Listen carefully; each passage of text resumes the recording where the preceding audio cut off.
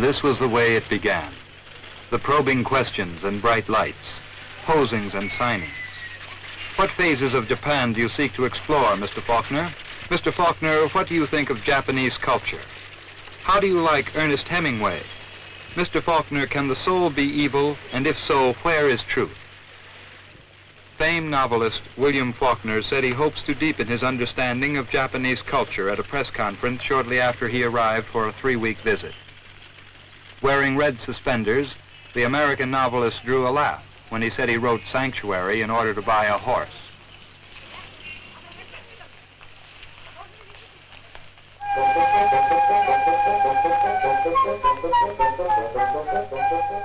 But that was in Tokyo, and he was going to Nagano, 200 miles northwest of the capital, to a seminar on American literature, where the pace would be slower, to leave time for reflection and exploration.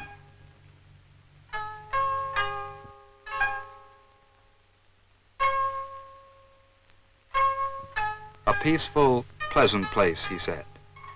A nice place to live. Climate's like home.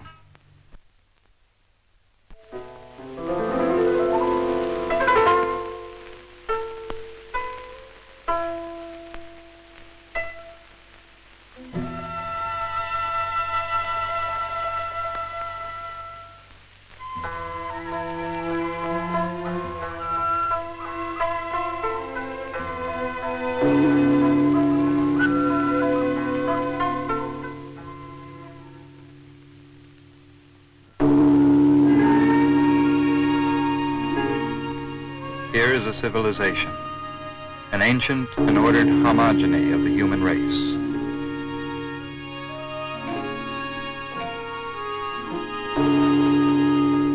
The splashed symbols of the characters hold not mere communication, but something urgent and important, beyond just information, promising toward some ultimate wisdom or knowledge, containing the secret of man's salvation.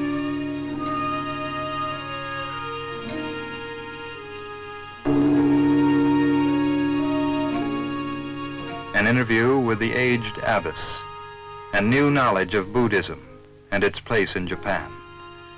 All the while remembering the old woman vending beans beneath the gate for tourists to feed the pigeons with.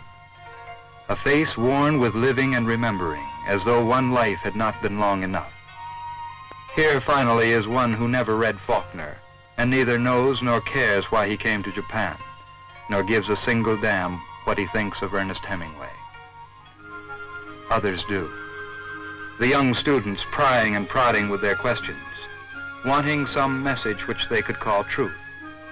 And he, having no such authority, could only offer in all simplicity that each must seek not for a mere crutch to lean on, but to stand erect on his own feet, believing in his own toughness and endurance, realizing that man's hope is in man's freedom, not given as a gift, but as a right and a responsibility to be earned.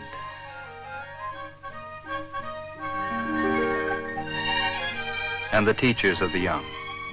They gather here from far places to meet the novelist and share ideas with him. And it is not long before Mr. Faulkner can say, the Japanese did not want another intellectual.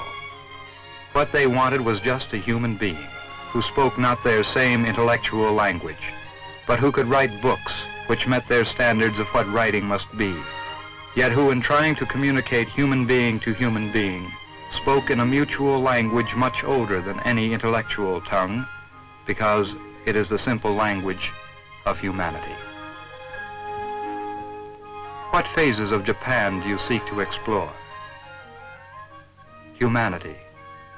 Faces. The faces, Van Gogh and Manet would have loved them.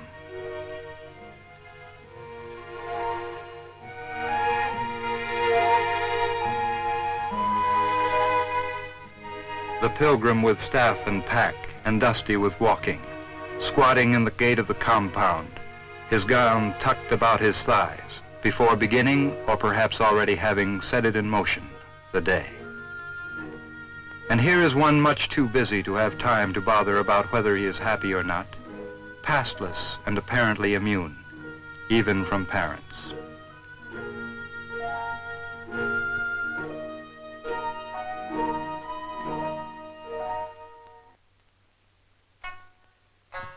The geisha's mass of blue-black lacquered hair encloses the painted face like a helmet, too heavy for that slender throat to bear.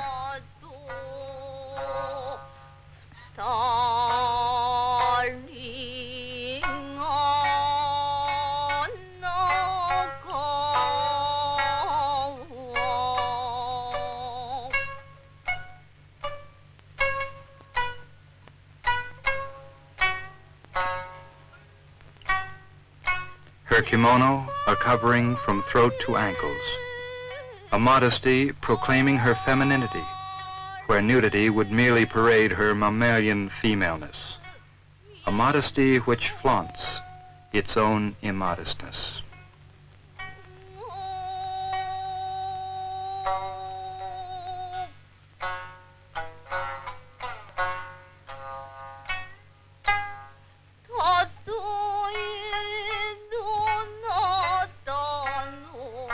The painted, fixed, expressionless face, immobile and immune. Yet behind it, something quick and alive and elfin, or more than elfin, puckish, or more than puckish even, sardonic and quizzical, a gift for comedy and more, for burlesque and caricature, for a sly and vicious revenge on the race of men.